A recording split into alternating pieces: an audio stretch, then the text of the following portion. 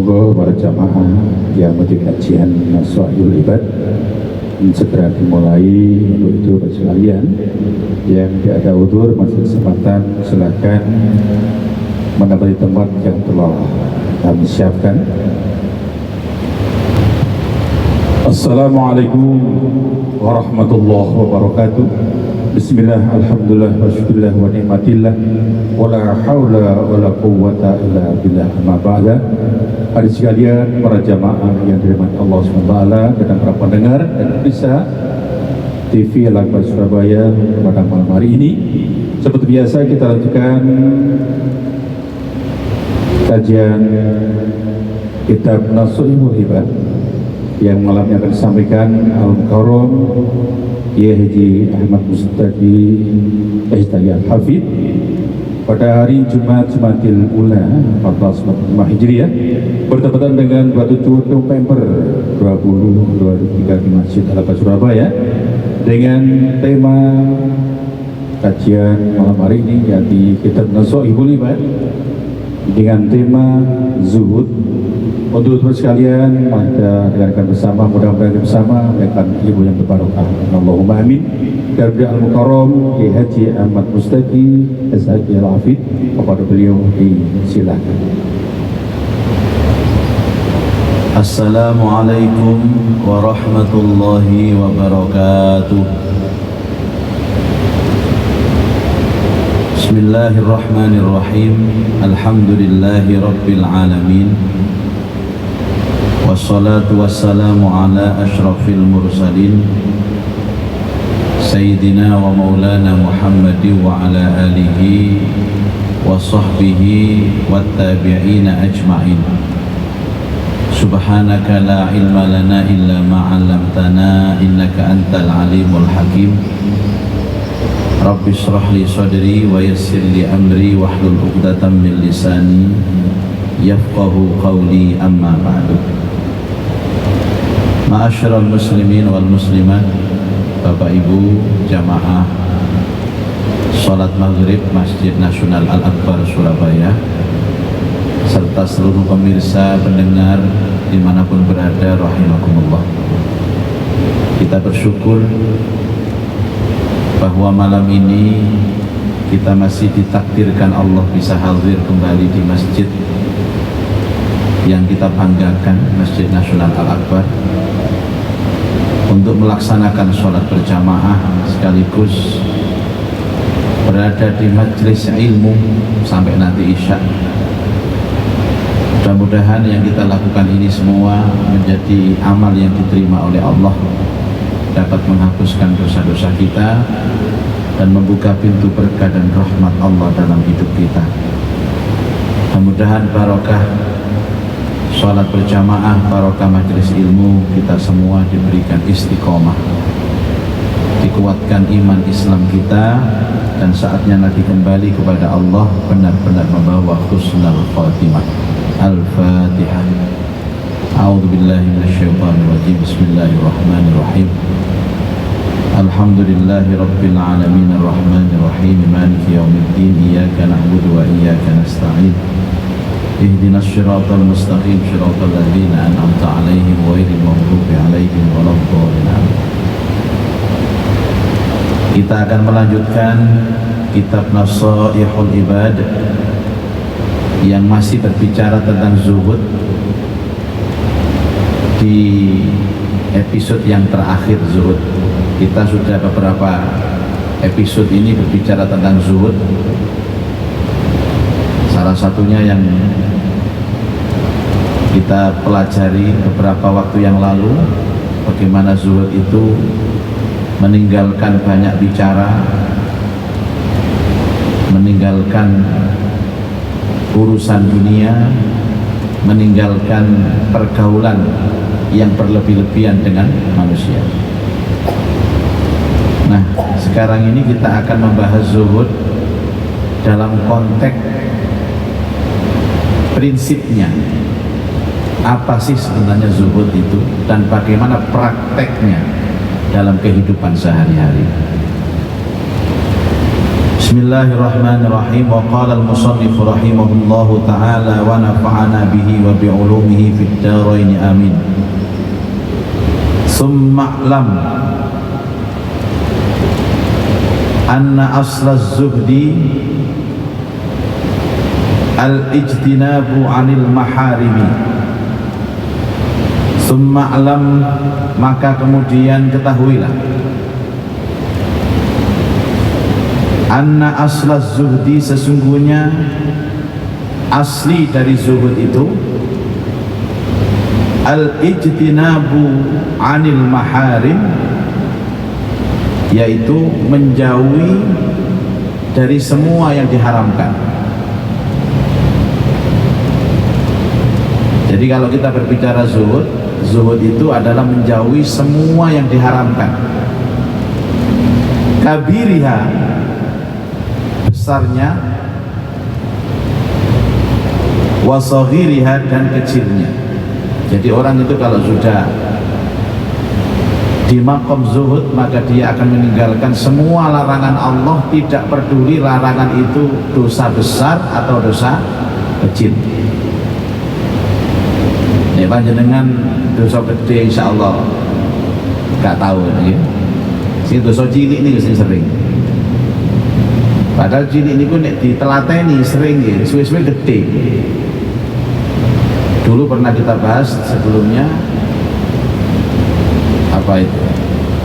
La sighara bil istimrar wala kibara bil istighfar. Tidak ada dosa kecil itu yang dilakukan terus menerus, dan tidak ada dosa besar kecuali dengan istighfar.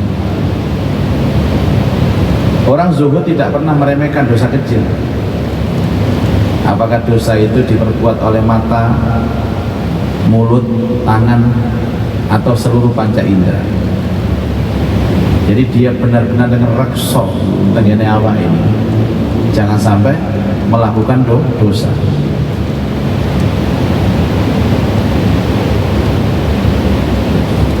Salah satu dosa ya dosa kepada Allah, juga dosa sesama manusia. Contoh begini Bapak Ibu, panjenengan kan ada yang sudah mendapatkan air ya, sambung gitu. Air itu ditaruh di depan begini.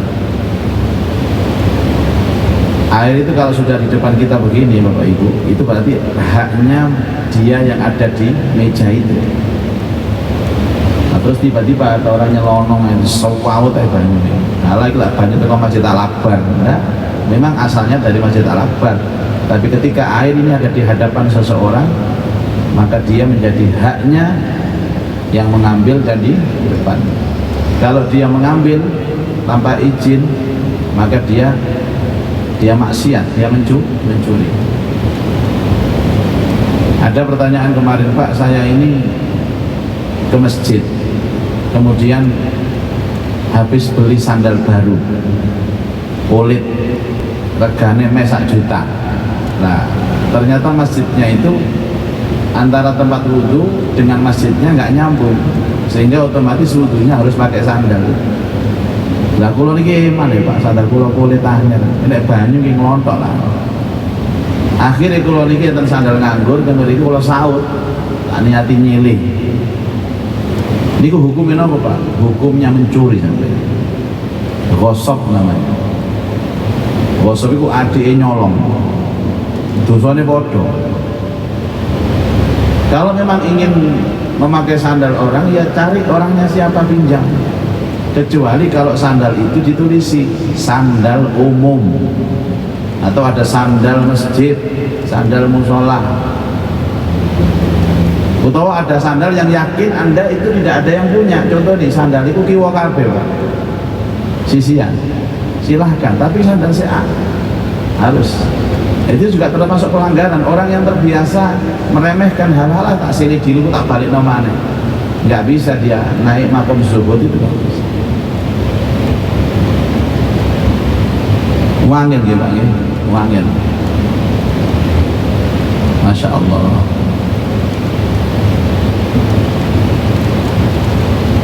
Nah, sekarang ini kan modelnya orang itu tidak terlalu kembali kepada kitab suci, tapi kembali kepada kiai atau ustadznya. Padahal kiai ini belum mesti zuhud, ustadznya juga belum mesti zuhud. Panjenengan nggih mboten pun ningali kula, nggih ningali kitab mawon. Kula lak nemu mocok notok. Kalau akhlak saya sesuai dengan yang saya bacakan ini ya ikuti, kalau enggak jangan. Itu nanti kena orang Yahudi Bapak Ibu. Jadi orang-orang Yahudi, orang-orang Nasrani itu kan sangat fanatik dengan pendetanya. Bahkan pendetanya itu tidak mengamalkan kitabnya, berselisih dengan kitabnya, itu pun masih diikuti. Ini yang saya sampaikan berkali-kali kepada teman-teman semua, harus kembali kepada ajarannya, jangan kembali kepada kiainya. Contoh, sholawatan bagus nggak? Bagus Pak, sholawatan. Tapi di zaman sholawatan sampai jam 2 dalu, subuh ini kerinan jam itu karena masjid, dosa sampai. Demi Allah tidak ada gunanya sholawat itu. Sak kiai-kiai ini bisa kerinan.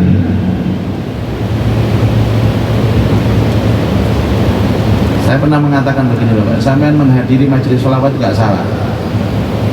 Tapi saya harus tahu, tidak ada ibadah yang paling dicintai Allah, paling besar pahalanya kecuali hadir subuh di masjid berjamaah. Terus kalau masih ngumpuli itu, ayo perang dalil tambah aku sampai. Kalau saya ngapal dalil, kok dikalahkan sholawatan? Nggak gendero bisa sholawatan. Bukan jelek sholawat itu, tapi ketika kita ini terus fanatik dengan kiainya, fanatik dengan habibnya, nggak boleh. Guru ikuti yang baik. Mereka sudah ada beberapa statement yang sebelumnya itu.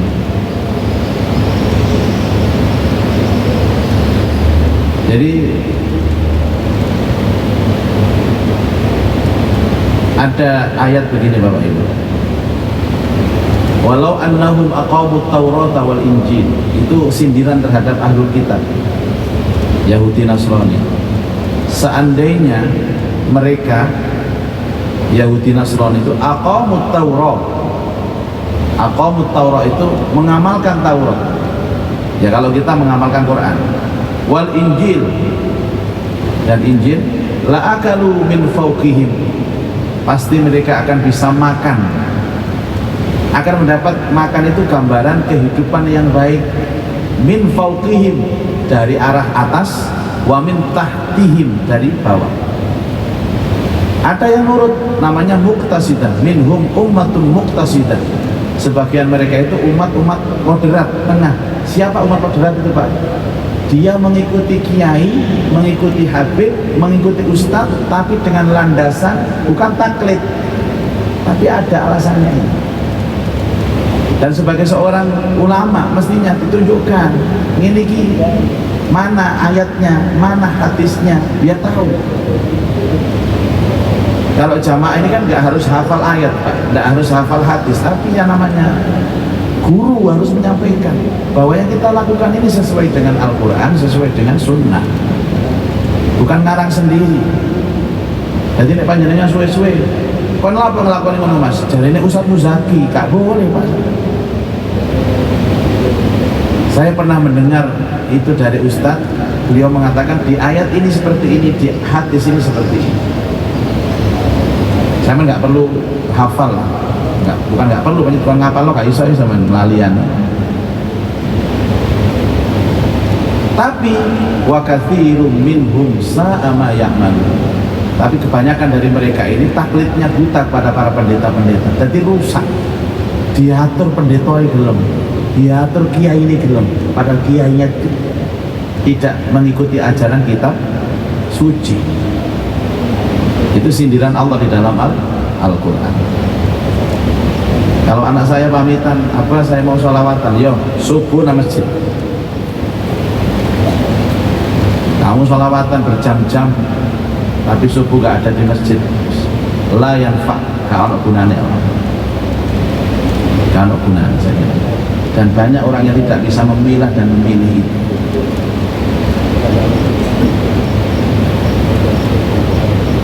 Ada sebagian, ya katanya kawan-kawan juga, pengajian yang sebenarnya itu seperti apa sih Bapak Ibu? Pengajian yang sebenarnya itu ya pengajian rutin, kemudian ada panduan ini ya, kitabnya ini pengajian. Sudah yang ngaji sudah dari awal ngaji dengan mendengarkan selesai doa selesai. Terus gak ono ade hiburan nih, gak ono hiburan itu beda urusan Bapak Ibu. Sekarang kan anak ngaji ini tapi ya ono hiburan nih Pak. Saya kemarin diundang pengajian, hiburan itu katanya sholawatan Pak, tapi musiknya dangdut. Sing nyanyi wedok. Lah penyanyinya itu nyanyi di depan saya Pak. Ngadepi rono, dadi awak dhewe ketok mburine. Berarti ketok apa nih? Dari apa son hati ketok bokong. Niku rezeki apa musibah Pak Son? Ya Allah, kok ngene lagi? Masya Allah. Orang nggak tahu. Jadi wis jelas wala talbisul haqqa bil batil. Jangan campur adukkan antara hak dan batil. Tapi sekarang itu yang begitu-begitu dikira benar dan banyak pengikutnya Pak.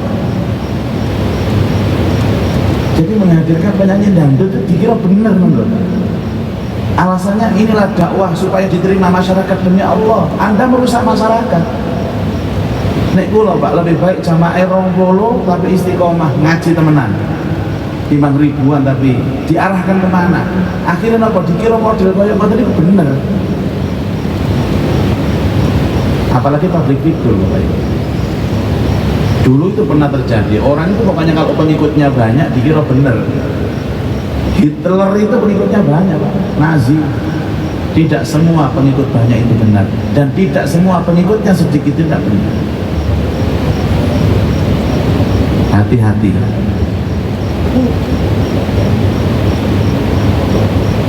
Jadi nanti umat itu digiring ke arah sana seolah-olah pengajian itu di dalamnya ada hiburan, menyanyi itu benar. Terus begitu, terus pundi ajarannya, terus caranya meluruskan bagaimana, terus kadang kayak mau dengan alasan ini adalah metode dakwah. Mana ada Rasulullah mengajarkan metode dakwah seperti itu? Dakwah ya dakwah, lurus, mencerahkan umat. Makanya majelis-majelis rutin seperti ini ya, alhamdulillah ini masih banyak yang hadir. Biasanya di kampung-kampung sing teko mek 5 iku wis tuwek-tuwek kabeh. Wis gak ambu lemah kabeh. Dadi kiai ini maca kitab iku watuk-watuk tok. Kapan hari saya pengajian daerah Tulangan Sidoarjo sana, terus karena dari Malang kita maghrib turun di salah satu masjid di jalan itu ada pengajian rutin, pengajian yang bagus kan, ngaji kitab. Artinya menurut saya ilmunya bagus, yang baca juga enak. Saya kan sempat sholat dan mendengarkan pengajian, tapi sing teko iku mek papat lanang telu wedok situ.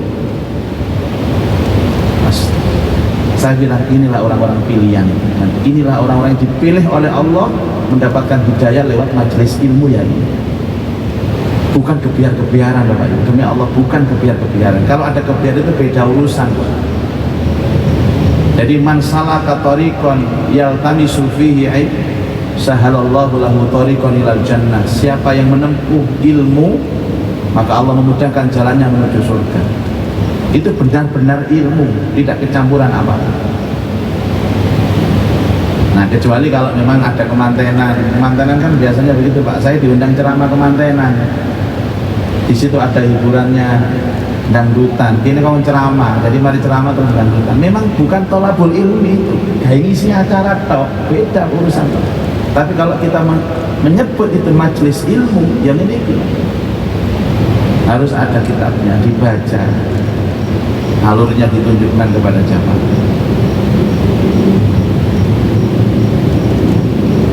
Sekarang saya mau tanya, kalau misalnya begitu saya duduk terus di depan saya ada perempuan berjoget, menurut sampean itu halal apa haram delok ngono Pak Yahya? Oh haram, jelas. Terus tadi dikatakan bahwa makom zuhud pertama menjauhi yang haram. Lalu ngono carane kapan zuhud ya, Pak? Usul saya, silahkan membuat, tapi jangan menyebut itu pengajian. Kumpul-kumpul ngono. Karena kalau sudah pengajian majelis ilmu ini sakral Bapak Ibu, seperti yang kita lakukan sekarang. Itu kalau kita pakai taklim harus punya wudhu, ya. Kemudian harus fokus. Bahkan ada adabul alim dan muta'alim itu kalau sudah kiainya ngomong nggak boleh ngomong. Kalau baru disuruh bertanya baru ngomong, ada adabnya. Dilarang merokok dalam majelis ilmu, itu sudah ada, Pak. Bagaimana kita ini ngaji ilmu tapi tidak punya adab? Ini kudu santri ini, kiai ini dewi sih ngurung ngaji rokokan. Pak, saya tidak melarang rokokan, tapi di tempat lain, jangan di majelis ilmu gitu. Lah genah sih kata ini. Gue ndandutan gak apa-apa, tapi ojo nang majelis ilmu. Murnikan majelis ilmu itu majelis untuk mencari ridho Allah. Nanti kalau kita itu hanya ngaji Pak, pengikutnya sedikit loh, sama ini ndelek pengikut apa ndelek hidayah?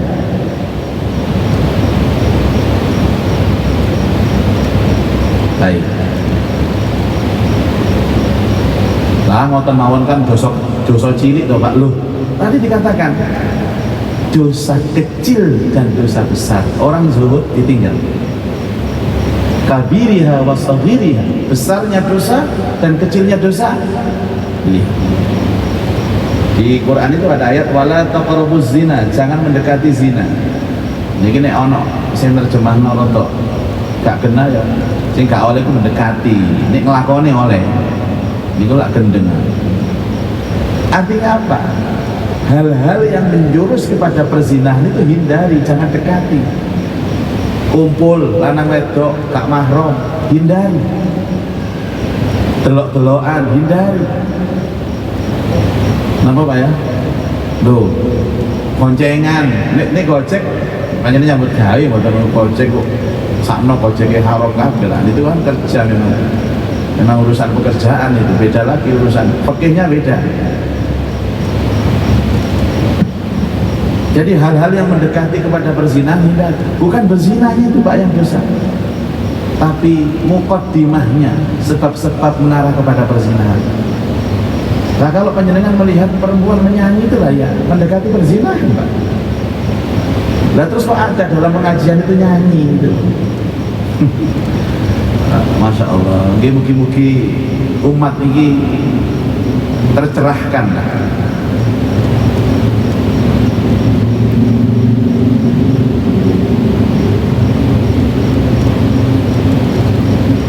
Li'anna man, sesungguhnya manusia la wara'alahu, yang tidak punya sifat warok. Warok itu benar-benar menjaga diri dari dosa, waspada, mau apapun dijaga, matanya dijaga, mulutnya dijaga. Orang-orang kalau warok itu Bapak Ibu nggak sembarangan makan di warung-warung depan. Dia selektif, kecuali darurat. Apa ini haram, apakah ini bersih. Kalau ini dari arah-arah cek ribet Pak, tadi wong apik. Loh memang kita kepingin baik kok. Nggak sembarangan bergaul, dijaga betul diri, direksa betul. Orang yang tidak bisa warok, la yasuhhu lahu zuhud, maka tidak sah dia mendapatkan zuhud. Orang yang tidak bisa menjaga dirinya dari perilaku dosa kecil maupun besar, maka dia tidak patut untuk menyandang zuhud. Berarti agamanya masih rendah Bapak. Dia ini mboten nuturi jenengan, nuturi awak kula piyambak. Tamparan ini, cambuk ini untuk diri saya sendiri. Saat ini angger menguntungkan ngoten mawon wis dilakoni, padahal itu nerjang syariat. Padahal keuntungannya itu sedikit, dia dapat berapa puluh juta uang, yang uang itu sesungguhnya sebentar saja habis, Bapak. Makanya kita kepingin mengamalkan, seandainya kita itu menetapi Al-Quran dan Sunnah, yakin Allah akan mencukupi hidup kita tanpa harus kita melanggar syariat. Pak, boleh sing haram ae angel apa sing halal. Itulah ucapan-ucapan orang jalanan. Kok sampean tiru niku?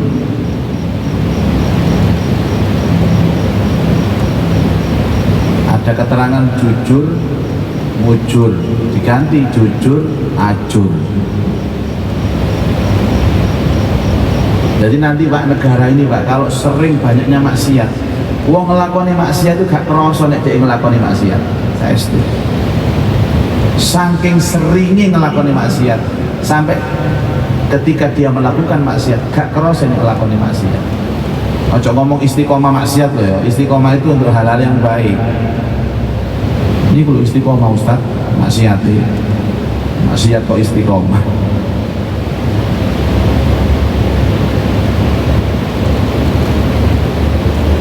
Yang dimaksud metode dakwah yang baik itu bukan mencampur adukan hak batin, tapi caranya mengajak santun, tidak menyakiti, ya, bukan terus dicampur aduk Bapak Ibu. Jangan bangga kalau nanti ya di Majelis Al-Akbar ini kan kita menerima siapapun, masih wong bejati ngaji ya seneng. Tapi ketika orang bejat masuk dalam majelis ilmu, ya kita muliakan dengan ilmu.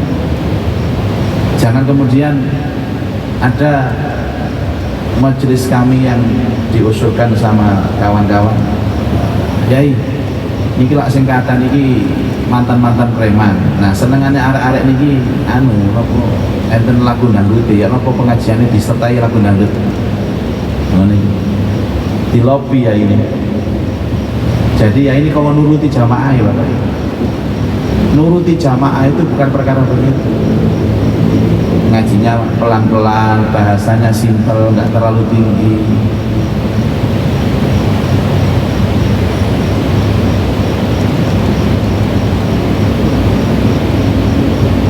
Kadang-kadang dengan niat yang lain supaya dianggap wong apik, akhirnya kayak status.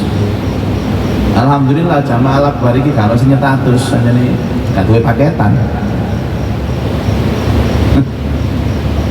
Ya Allah. Kalau ini sak ndonga ya Allah, mudah-mudahan umat ini dicerahkan dengan masih banyak Bapak Ibu pengajian-pengajian yang baik. Tapi nggak diekspos lewat sosmed itu banyak yang baik-baik. Pengajian rutin, ya pure ngaji, pure menuntut ilmu. Ya supaya nggak jenuh, kadang-kadang ada cuk ringan itu harus Bapak Ibu, tapi nggak berlebih-lebihan, nggak guyu cekakaan, karena guyu cekakaan itu mengeraskan hati.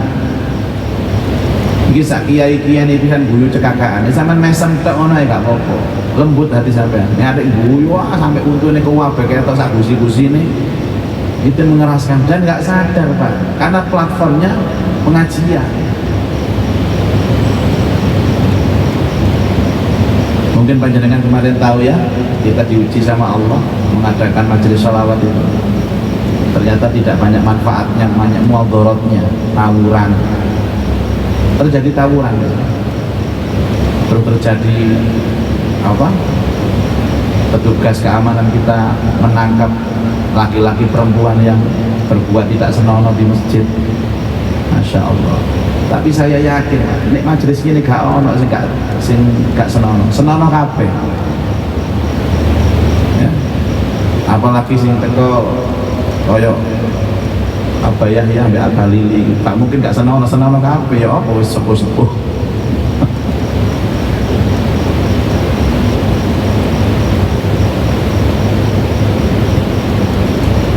Itu namanya warok. Jadi orang yang tidak warok tidak pantas disebut zuhud. Yang pertama. Yang kedua, wa ada'u jami'il faraid. Zuhud yang kedua adalah mengerjakan semua kewajiban.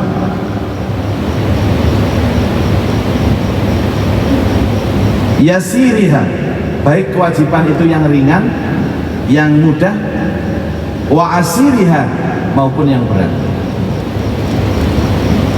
Contoh kewajiban sholat Bapak Ibu, memang sholat itu disetting oleh Allah, ada sholat yang mudah, ada sholat yang ringan, ada sholat yang berat. Contoh sholat 5 waktu, okay? Jenengan sing paling gampang apa Pak sholat, sing paling enteng sholat apa? Gini ki sholat maghrib. Sing paling abot, lawang zuhud tidak pernah membanding-bandingkan enteng abot, sama.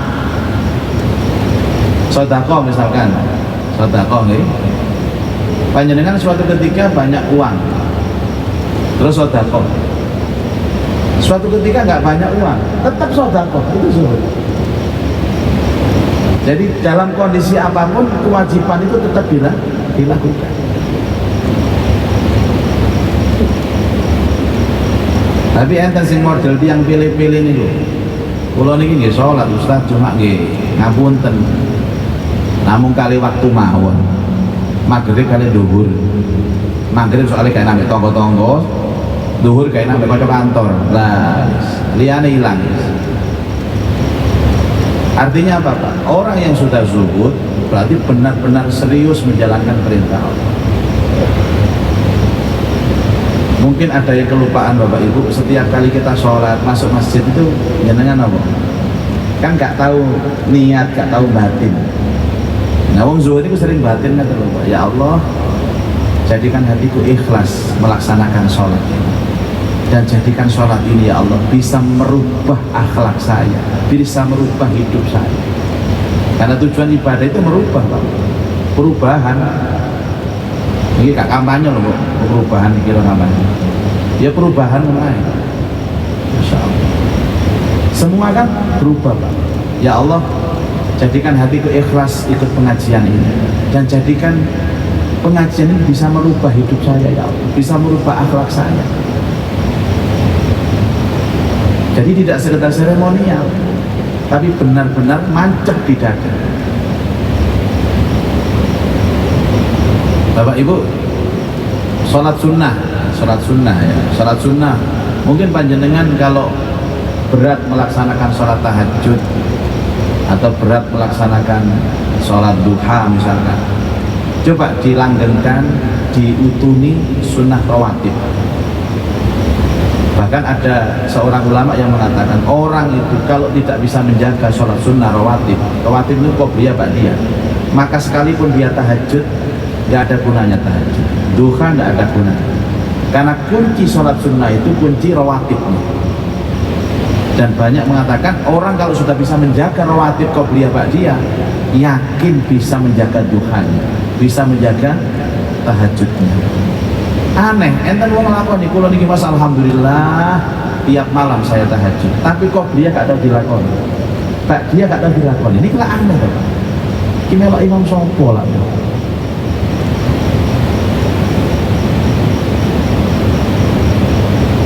Jadi terapi sholat sunnah itu yang pertama sholat sunnah rawatib. Misalkan subuh qobliyah ada 2 rakaat, zuhur nanti qobliyah ada 4 rakaat, ditelaten terus.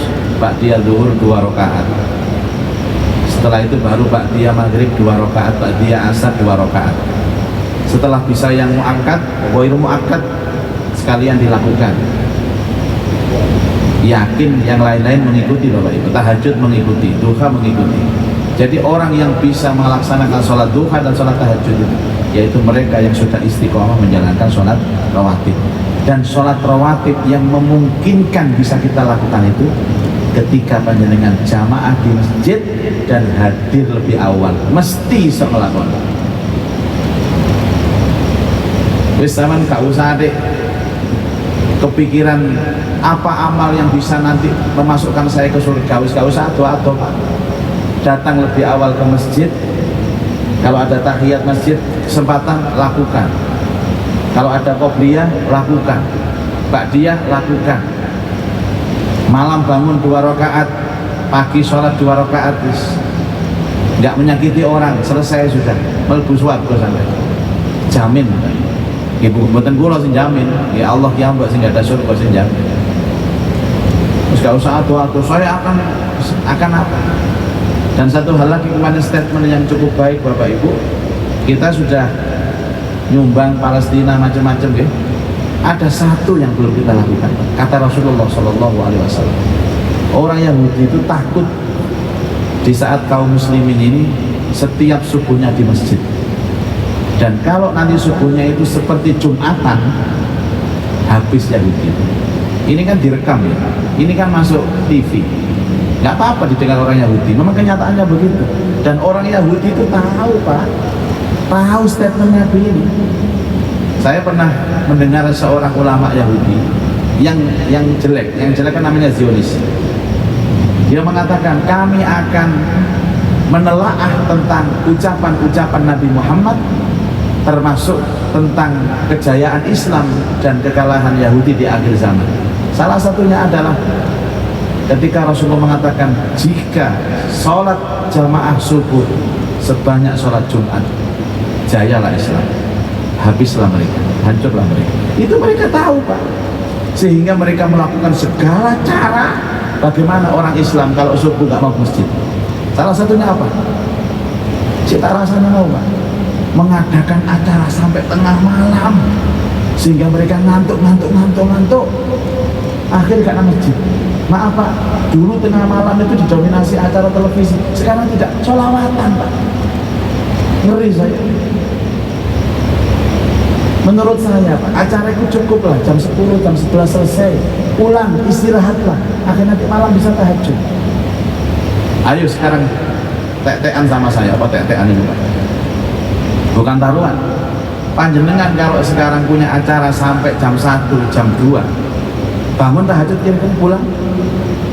Besok sampai langsung jawab, nggak akan mampu, karena tahajud itu terkait dengan fisik.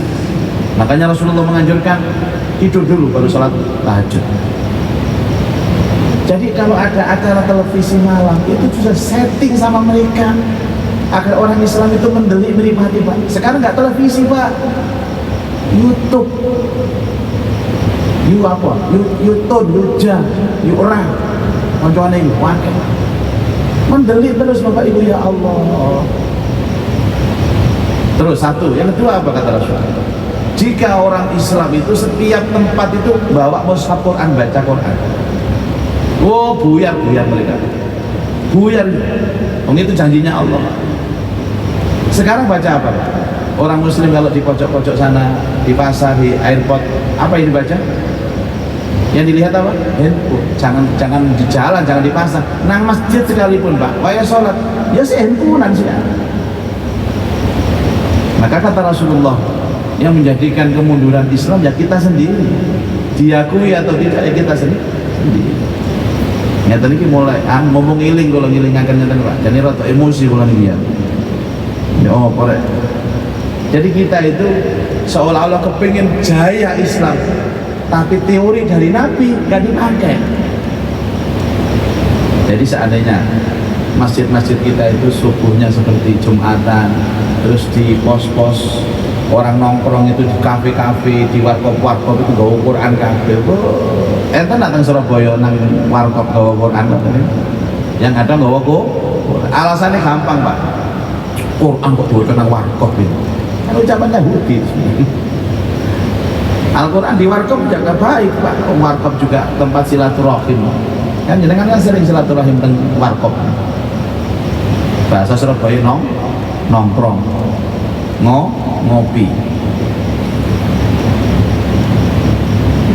Li'anna man, sesungguhnya manusia, la taubata lahu, yang tidak tobat, wala tasihhu lahu, maka tidak sah baginya al-inabah, yakni kembali kepada Allah. Zuhud itu kan jalan menuju Allah Bapak Ibu. Tapi kalau orang itu tidak pernah bertaubat, tidak pernah minta maaf kepada Allah, tidak pernah menjalankan, maka tidak sah, tidak dianggap dia kembali kepada Allah. Fattaubatu, nah maka taubat itu huwa al-qiyamu bi kulli huquqi rabb, menetapi, menjalankan hak-haknya Allah. Wal inabah, Inabah itu apa? Inabah itu kembali huwa ikhrajul qalbi, keluarnya hati min dzulumati syubhat, dari gelapnya syubhat. Dulu pernah saya sampaikan, sebenarnya dari seorang muslim mukmin yang baik, menjalankan perintah, menjauhi larangan, selesai Pak. Itu zuhud. Yang ketiga, yang terakhir, wa tarkud dunya ala aliha, dan meninggalkan dunia untuk diserahkan kepada ahlinya. Koyok kula njenengannya kan nggih seneng donya Pak, nggih butuh donya. Tapi kalau memang kita mau ambil zuhudnya, ya kita tinggalkanlah, kita serahkan dunia pada orang lain, tidak apa-apa. Ya, wis anggota DPR PN wis gak apa-apa, bupati PN gak apa-apa, gubernur PN gak apa-apa. Wis aku nang masjid ae, aku nyambut gawe dodolan nang warung ae. Pilihan Bapak Ibu, zuhud itu pilihan. Kenapa? Karena hal-hal yang berurusan dengan dunia, apapun itu dalihnya, ya tetap mengganggu Bapak Ibu. Tapi ada sih pemimpin itu yang walaupun dia sibuk dengan urusan politik, tapi dia tetap dekat dengan Allah. Sing pengangguran gak tahu dekat dengan Allah ya wake waduh. Cuman terapinya kan begitu. Qaliliha wa katsiriha, sedikitnya maupun banyaknya. Beberapa waktu ada teman telepon saya. Teman ini salah satu ketua partai. Gus, jenengan nggih tahun ngajeng caleg nggih. Kula nggih sok-sok tanya, caleg niku napa, Pak? Calon legislatif. Kula ngeten calon legrek. Pun jenengan kersa DPRD 1 napa DPR pusat? Jenengan mungkin kula padosaken sponsor dari ketara duit. Pokoknya jenengan purun, kula paringi nomor jadi. Padahal saya sudah membaca list bayaran di piro, uang ini berapa. Nggih kula tak istikharah riyen. Alah ngoten kok istikharah jelas apik niki padha berjuang. Padahal saya juga mengukur kemampuan saya. Memang harus ada orang-orang yang pinter. Itu harus ada yang berpolitik. Tapi kula niki ngukur awak kula Bapak. Kula tak istikharah riyen nggih. Istikharah itu kan harus 7 hari. Harus 7 kali Pak. Sunnahnya kan istikharah itu 7 kali. Jadi misalnya mulai Kamis, Rebu, terakhir. Itu baru ada jawaban. Jadi jangan 1, 2, 3 kali istikharah terus mimpi terus dikira itu benar. Beberapa hadis menyatakan istikharah yang baik itu 7 hari. Jadi semua hari, Kamis, Jumat, Sabtu, Ahad, Senin, Selasa, Rebu terakhir. Dan jawaban istikharah itu ada 3, kadang lewat mimpi, kadang lewat langsung keyakinan. Nah yang ketiga itu lewat isyarah alam semesta. Nah konyo kula niki kula sik ora rong dina takoni, "Kenapa? Gus, purun ta?" Aku lak ngomong seminggu, enten ana seminggu. Rong dina sih ditelepon. Durung ngipi apa-apa. Aku ngipi diuper sampul PP bisa. Iki apa isyarah iki? Nanti sudah seminggu lagi telepon. Lah sampai seminggu kula nggih boten ngipi napa-napa ya, Pak. Ati kula nggih gak ono keyakinan apa-apa. Cuma ada isyarah. Kula waktu ngobrol kali anak kula pas sekolah nyebut ngobrol kali dulinan ngoten. Anak kula dulinan kula dampingi.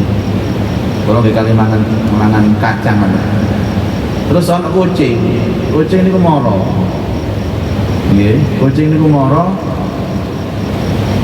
Karepe njaluk kacang ngoten lho, tak kei kacang. Tapi kucing napa Pak? Ndase ngoten lho Pak. Ini Pak, kotek. Oh, gak oleh berarti. Ya saya tidak mengatakan bahwa isyarat dari kucing, pokoknya ada saja isyarat alam itu. Kodak, apa kucing kodak, karena apa kok kodak kayak. Akhirnya kantor kula telepon, gimana Gus? Ya, nyalok ya. Maaf, istikharahnya, isyaratnya kok saya tidak boleh nyalak, biar yang lain saja yang lebih baik. Aku gak ngomong kucing, tersinggung dek engko. Aku kok isyarat teko kucing, endase godek-godek. Gak enak gitu. Ada yang lebih baik dari saya, yang lebih mampu, yang lebih tahan banting, karena orang politik itu kan harus tahan banting, Pak. Nek cari uang mriki, rai gedek. Sekarang kawan, besok lawan itu bisa. Ya. Jadi ini uang politik itu esok dele, sore ini tempe. Sekarang mendukung, besoknya lagi menyerang. Saiki bolo meneh konco. Terbukti nama badan. Ya wis ngene iki politik. Lah saya ndak mampu. Kalau niki lah hatinya sensitif. Nggak bisa seperti itu. Akhirnya saya memilih ya di sini. Itu pilihan. Itu pilihan. Li'anna man la qana'alahu, orang yang tidak bisa qana'ah, tidak bisa menerima en pandum, la yasihhu lahu tawakkul, maka tidak bisa dia bertawakal, pasrah. Orang yang tidak bisa menerima, pastilah dia tidak bisa pasrah. Wa man la tawakkul lahu la yasihhu lahu taslim, maka dia tidak akan bisa berpasrah kepada Allah. Tidak ada pasrah kecuali tawakal, tidak ada tawakal kecuali qanaah. Nggih, monggo diukur awake dhewe-dhewe nek jenengan mampu. Syaratnya satu Bapak Ibu, jangan berpikir dunia. Kalau dari awal Anda nyalek mikir dunia, Anda ngini-ngini mikir dunia, rusak-rusak. Itu yang saya takut Bapak Ibu.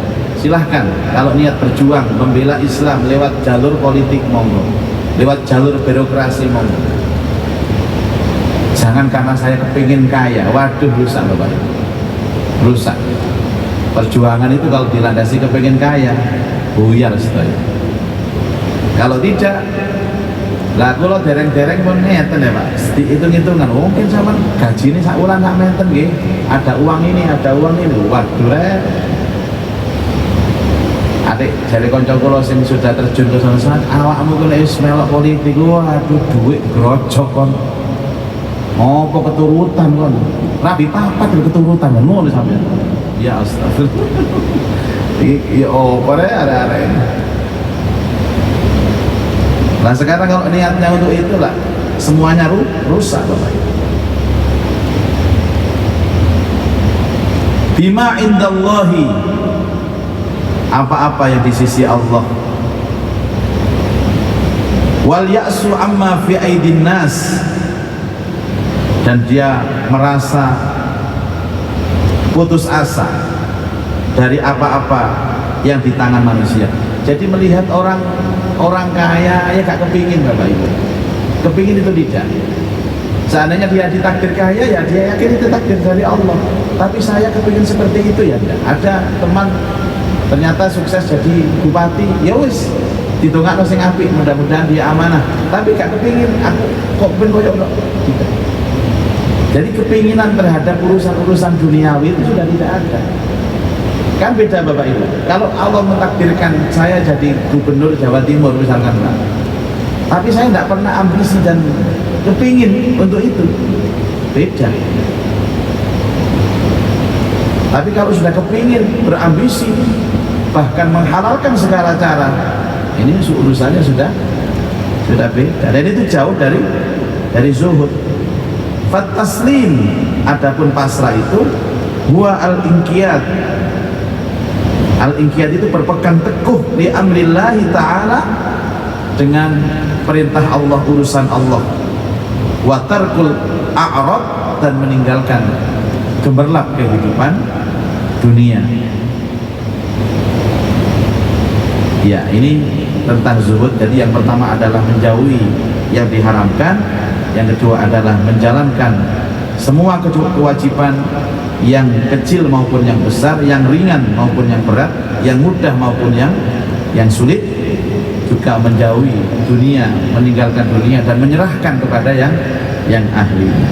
Ini terakhir episode tentang zuhud. Wallahu a'lam bishawab. Sepertinya sudah mepet dengan Isya ya. Sudah ada yang mau ngacung-ngacung, mau bertanya. Ini mohon maafin. Ini sudah ngangkat Isa, nggak sadar tadi. Ampun Isa. Mohon pangapunten, mudah-mudahan hari ini Allah limpahkan kita ilmu yang manfaat. Allah manfa'na bima 'allamtana wa 'alimna ma yanfa'una wa zidna ilman nafi'ah.